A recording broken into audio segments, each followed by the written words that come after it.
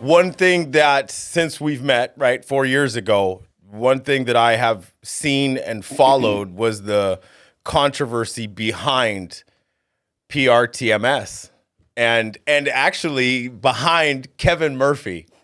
So I do want to talk about that. I want to get into that. What is the reason for this? Why the controversy? I think it's disruptive. You know, I'm a cancer doctor treating, I specialize in brain and spine tumors in kids. And here I was treating autism. Yes. Treating things that were outside your lane. And so in academics, it's really frowned upon to be outside your lane. And there's competition truly amongst doctors about, you know, who's trained for what, who should be doing what. Right. And so we were taking cases at the time that were failing standard of care. Okay. And so to me, my mentality was I'm treating the brain and not the phenotype. Meaning I'm not treating the ADHD per se or the PTSD per se. I'm treating their anatomy, which is the brain, which I felt extremely competent in doing because I'd done that for years as a radiosurgeon. And so that was a bit of a disruptive thing to have a doctor out of his lane. Okay. So I would say a lot of the controversy came when this work was getting lots of attention and a donor provided $10 million to my research. Okay. And the university at the time took it upon themselves to take that money for a different purpose. And so I fought them on that. And the donor's widow and I fought the university on that, and we won a very large well-known lawsuit. Yes. Where I was essentially standing up for the patient's rights and who had been deceased, my patient, saying this money was meant for a purpose to do this very research. And it was being a bit detoured toward other purposes.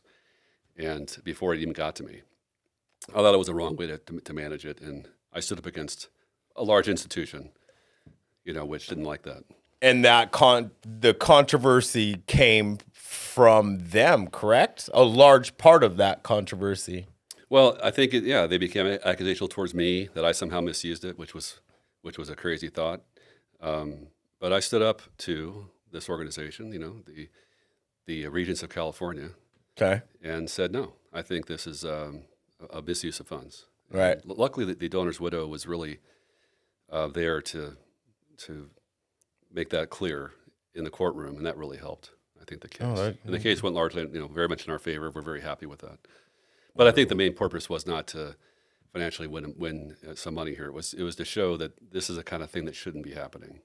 Well, the donation was to advanced PRTMS. True. Right? Exactly. And that's what you were looking to do with it. Exactly. They had other ideas behind that. Yeah, it was a very large sum. $10 million was one of the biggest sums ever. It's a large donation. You know, to individual faculty. So I think that was just, you know, it got on the chopping block before it got my way. Okay. And so try and muddy up your name, would you say was the thinking behind it? Well, I think there brings the controversy. Well, when you get into a lawsuit, it turns into a mudslinging contest, I guess. Yeah. And so I wasn't that surprised by it. Okay. There were some things I thought were odd. There was, you know, forged documents. There was police reports that were falsified. Things like this that were really hard to believe that was being done. And it all came out in the courtroom. As fact, and it helped us, I think, win the case. So that whole situation, in so many ways, hurts PRTMS, right? But would you say that PRTMS is controversial in any way? Well, I just think again, a field of TMS was new. Right. I was treating things that were off label. Got you. And I'm out of my lane as a doctor in terms of some people's thinking by treating areas that I didn't have specialty training. Yeah. And I remember being at a big meeting talking about this, showing all the list of people we treat. And I stopped the room and said, they all have a brain. I'm treating the brain every time. I'm not treating what's different about them. I'm treating what's common amongst them. Yeah, they got a brain. They have a brain, and the anatomy is the same. And we're treating the anatomy.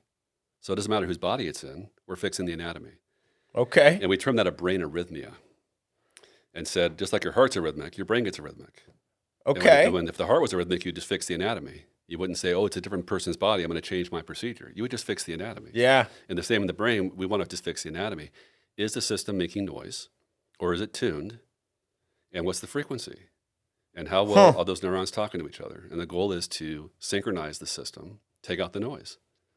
Like any system, it plays better if the noise is taken out. Okay, but there's still, post lawsuit that you were successful in, there's still those who try to introduce controversy into what you're doing, no? I think it's disruptive. I think it's there's competitors out there. There's other groups saying that they invented the math. The math behind this is what makes it beautiful. Okay. You can't patent math. And there's people out there that are trying to say, we own this whole area. Okay. And because they want to own the math. But your brain responds to being stimulated by changing and adjusting its waveforms. Okay. And that's just a physical property of nature. You have to ask Jesus why that happens. Amen. But it does. Yes. And so we're taking advantage of what the brain already does well, and it's not really something you can sort of patent and own. We don't think we really own any of this. We just try and give better outcomes for patients. Yes. Better outcomes. Is a patient sleeping? Is the kid making eye contact? I don't care, about the ownership pieces of it and things like that. There are people out there that want to make a business out of it, and really focus on that. We try not to. We try and focus on the outcomes. So I understand it that you are not the only one that does the brain scam in this space, correct? Absolutely. There's lots of people doing EEG guided TMS throughout the world, actually. And obviously beneficial, right? Do you care that there's others out there that do that? Well, it's like boiling the ocean. I say to people, EEG's been around for 100 years. Right. TMS has been around for 30 or 40 years in the research setting, the last 25 years clinical. And there are people across the nation, across the globe, who decided, I want to look at the brain pattern, which is an EEG, before and after I stimulate the brain. Which is a very very obvious sort of thing to want to do. All right. So that's not something you can really own. Okay. Unless you invented the EEG, which no one has. It's 100 years old. And the way you display it and things like that is mostly done through math. Okay. So the way I have told people that are detractors of mine or people that are attacking us, I said, look, this is math. Okay. And you can't patent math. You can't own math. And the brain responds to stimulation by nature. It's a natural fact. And it's a biology of the system. And you can't own that either. You can't patent biology. So really, the more the merrier. The more people out there that are going to help people, the better. Well, and that's kind of what I'm asking is, isn't it beneficial to humanity that we all take an approach and we all help people? Yeah, I think it's different. I mean, I'm a physician, so that's my background. I've been trained to think that way. But a lot of the groups that attack us are venture capitalists. And they're funding groups that are looking to sort of commandeer the market and I think overcharge people. We're not trying to do that. Hold on. So these are people who aren't trained in medicine trying to practice medicine? There's often groups that are funded by venture capitalists. They may have some physicians in the company. Okay. My point is that if you make money and charging a lot for this, the end part of the game, it's going to defeat itself. Because there are too many people with mental health issues that need this therapy. You can't commandeer the market. It's like owning wireless. You can't own it. Okay. You can have a better iPhone or a better Samsung or whatever, but you can't say I own the network. Yeah. Okay. The physical properties of waves are what they are. The brain responds to stimuli the way it responds. You can measure it. You can intellectualize it and write about it, but you can't own it. It's biology. So that's where I think there's a disconnect between what we're doing and what others are trying to chase us down with. Is that others want to own the principle and market it and have a big business out of it. Okay. And we're trying to get this into doctors' hands and give doctors what we call a clinical decision-making tool. The power to treat properly. Yeah, and PRTMS gives those doctors a recommendation for treatment. And then we step back and say, it's up to you, doctor. But if it's our recommendation that you treat this way, this location, this frequency, based on that person's EEG. Because we have a database of 65,000 EEGs that's driving the solution. And they can choose to use our recommendation or to not use it. or they'll alter it. Are there those that don't use it?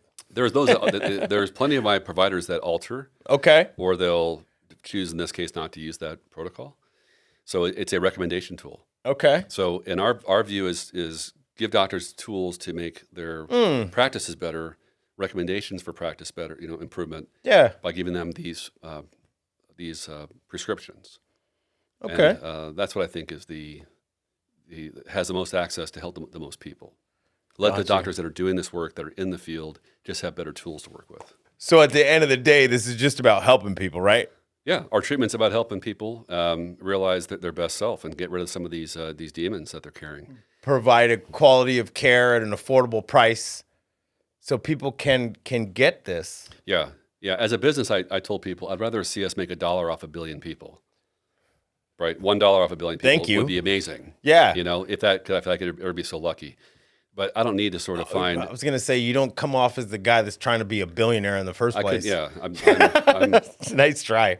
Well, I mean, this is unfortunately medicine's a business, and we're trying to play in that world, and there's people that play differently in that world. Yeah, and that's the problem. Yeah, it's a shame, but that's a great way to put it. Hey guys, I know you guys like that content.